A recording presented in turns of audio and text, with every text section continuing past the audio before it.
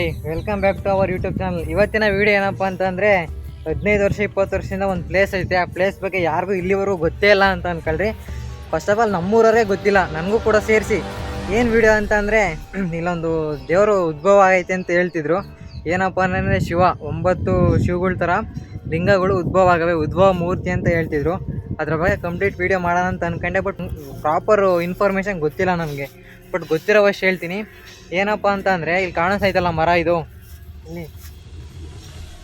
ಇದು ನಾಗಪುಷ್ಪ ಮರ ಅಂತ. ನಾಗಪುಷ್ಪ ಅಂತಂದರೆ ಒಂದು ಹೂವು ಇರುತ್ತೆ. ಆ ಹೂವು ಏನು ಅಂತಂದರೆ ಹೂದಲ್ಲೇ ಲಿಂಗ ಕೂಡ ಇರ್ತತೆ. ಲಿಂಗ ಇದ್ಬಿಟ್ಟು ಆ ಲಿಂಗದಲ್ಲೇ ಒಂಥರ ಹಾವು ಎಡೆ ಎತ್ತಿರೋ ಥರ ಇರ್ತದೆ. ಅದು ಸೆಂಟ್ರಲ್ಲಿ ಶಿವ ಲಿಂಗ ಥರ ಇರ್ತದೆ. ಅದನ್ನು ಉದ್ಭವ ಮೂರ್ತಿ ಅಂತ ಅಂತಾರೆ. ಬಟ್ ಆ ಹೂವು ಈ ಮರದಲ್ಲಿ ಇರುತ್ತೆ.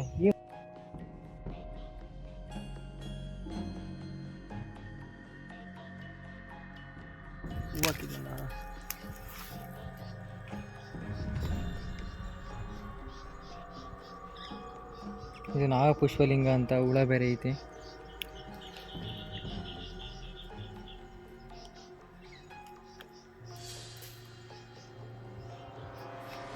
ಇಲ್ಲಿ ಕಾಣಿಸ್ತೈತಲ್ಲ, ಇದು ಲಿಂಗ ಅಂತ.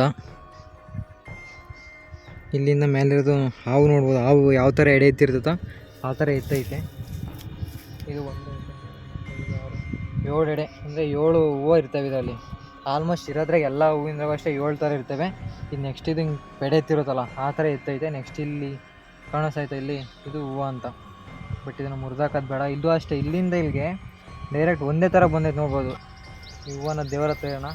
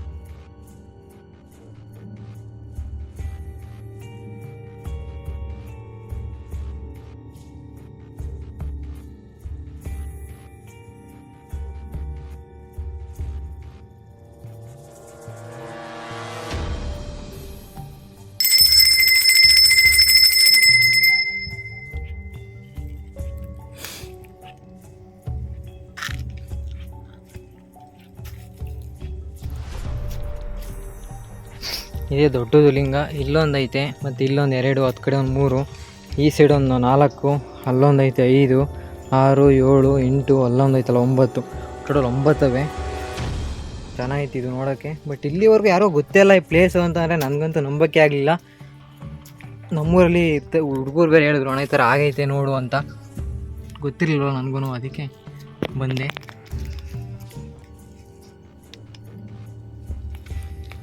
ಯಾಕಪ್ಪ ಗೊತ್ತಿರಲಿಲ್ಲ ಅಂತಂದರೆ ಎಲ್ಲ ಬೇಲಿ ಬೆಳ್ಕೊಂಡಿರ್ತಲ್ಲ, ಯಾರು ಅಷ್ಟೊಂದು ಗೊತ್ತಿರಲ್ಲ ಈ ಕಡೆ. ಈ ಪ್ಲೇಸ್ ಇರೋದು ಕೂಡ ಅಷ್ಟೇ, ಊರಿಂದ ಮಿನಿಮಮ್ ಒಂದು 2 ಕಿಲೋಮೀಟ್ರ್ 3 ಕಿಲೋಮೀಟ್ರ್ ಆಗುತ್ತೆ. ಇಲ್ಲಿ ಜಾಸ್ತಿ ಯಾರು ಓಡಾಡಲ್ಲ. ನೈಟ್ ಹೊತ್ತು ಇಲ್ಲಿ ಯಾವ ಥರ ಇರುತ್ತೆ ಅಂತಂದರೆ ನಾವಿಂದು ನೋಡಿಲ್ಲ. ಬಟ್ ಊರಲ್ಲಿ ಹೇಳೋ ಕಥೆನೇ ಬೇರೆ. ನೈಟ್ ಹೊತ್ತು ಹೋಗ್ಬೇಡ್ರಿ, ಹಂಗಿರುತ್ತೆ ಹಿಂಗಿರುತ್ತೆ, ಅಮಾವಾಸ್ಯೆ ಪೂರ್ಣಿಮೆಗೂ ಅಷ್ಟೇ ಆ ಸೈಡೆಲ್ಲ ಓಡಾಡಬೇಡ್ರಿ, ಚೆನ್ನಾಗಿರಲ್ಲ, ಜಾಗ ಚೆನ್ನಾಗಿಲ್ಲ, ಹಂಗಾಗುತ್ತೆ ಹಿಂಗಾಗುತ್ತೆ ಅಂತ ಹೇಳ್ತಾರೆ. ಬಟ್ ಇವತ್ತು ಬಂದಿದ್ದೀವಿ ಇಲ್ಲಿಗೆ, ಯಾವ ಥರ ಇದನ್ನು ನೋಡೋಣ ಅಂತಲೇ ಕ್ಯೂರಿಯಾಸಿಟಿ ಬೇರೆ ಇತ್ತು. ಯಾವ ಥರ ಇರುತ್ತೆ, ಏನಿರುತ್ತೆ, ಹೆಂಗೆ ಅಂತ ಗೊತ್ತಿರಲಿಲ್ಲ ಪ್ರಾಪರಾಗಿ. ಇವತ್ತು ಬಂದ ತಕ್ಷಣ ಏನಪ್ಪ ಅಂತಂದರೆ ಹೂವು ಬೇರೆ ಸಿಕ್ತು. ಹೂವು ನೋಡ್ತಾ ಇರ್ಬೋದು, ಅಲ್ಲಿ ಹೂವು ಇಟ್ಟಿದ್ದೀನಿ. ನೆಕ್ಸ್ಟ್ ಇಲ್ಲಿ ಗಂಟೆ ಬೇರೆ ಹಾಕ್ಸವ್ರೆ, ಯಾರೋ ಗೊತ್ತಿಲ್ಲ. ಇದು ಹಾಕ್ಸೋಕ್ಕೆ ಏನೂ ಇಲ್ಲ, ಬಟ್ ಅಲ್ಲಿ ಕಟ್ಟವ್ರೆ ಮರಕ್ಕೆ. ಆ ಕೊಂಬೆ ಕೂಡ ಯಾವ ಥರ ಕಟ್ಟಿದ್ರು ಅಂತಲೂ ಗೊತ್ತಿಲ್ಲ. ಅಲ್ಲಿ ಕಟ್ಬಿಟ್ಟು ಒಂದೇ ಒಂದು ಗಂಟೆ ಐತೆ.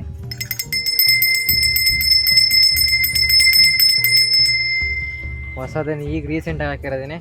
ಇದಕ್ಕೆ ಮಳೆ ಬಂದರೆ ಫುಲ್ ನೀರೆಲ್ಲ ಫಿಲ್ ಆಗ್ಬೋದು ಅಂದ್ಕೊಂಡಿದ್ದೀನಿ. ಯಾಕಪ್ಪ ಅಂತಂದರೆ ಇಲ್ಲಿ ಸರೌಂಡಿಂಗ್ಸ್ ನೋಡ್ತಾ ಇದ್ದೀರಲ್ಲ, ಇದು ಪೂರ್ತಿ ಅಣೆಕಟ್ಟು ಥರ ಕಟ್ಟವ್ರೆ.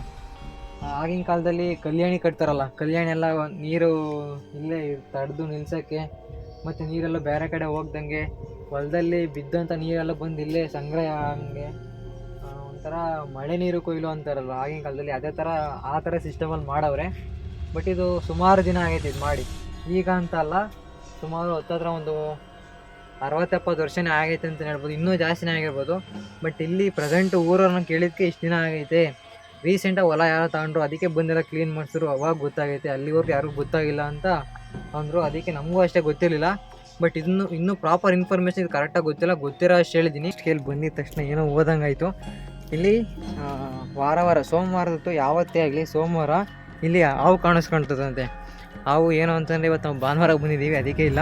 ಸೋಮವಾರದತ್ತು ಹಾವು ಕಾಣಿಸ್ಕೊತದಂತೆ. ಹಾವು ನಾಗರಾವು ಬಂದಿಲ್ಲಿ ಸುತ್ತು ರೌಂಡ್ ಹಾಕ್ಬಿಟ್ಟು ಹೋಗೋದು ಆ ಥರ ಎಲ್ಲ ಮಾಡುತ್ತಂತೆ. ಬಟ್ ಅದು ಅದು ನೋಡ್ಬೋದಂತೆ, ಅದು ನಮ್ಮನ್ನು ನೋಡೋಂಗಿಲ್ವಂತೆ.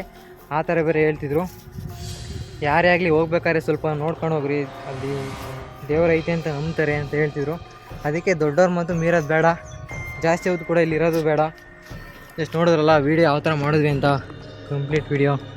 ಇನ್ನೂ ಇದೇ ಥರ ಯಾವುದಾದ್ರೂ ಹಿಡನ್ ಪ್ಲೇಸ್ಗಳ ಬಗ್ಗೆ ಗೊತ್ತಾಯಿದ್ರೆ ಕಮೆಂಟ್ ಮಾಡಿ.